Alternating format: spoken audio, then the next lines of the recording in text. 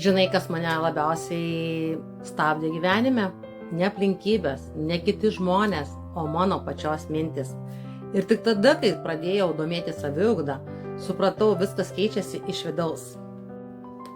Šita knyga, Manifestavimas 7 žingsniai į savo svajonių gyvenimą, man atvėrė akis. Ji ne apie pasakas ar pozityvų mąstymą, ji moko, kaip kasdien mažai žingsneliais kurti realybę, kokios tu nori.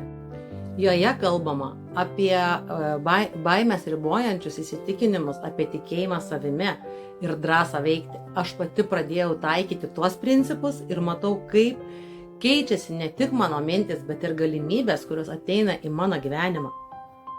Jeigu tu jautiesi įstrigusi, jeigu atrodo, kad svajonės tolsta, ši knyga gali būti tavo pirmas žingsnis, o aš noriu paklausti, o ar tu tiki, kad gali sukurti savo svajonių gyvenimą?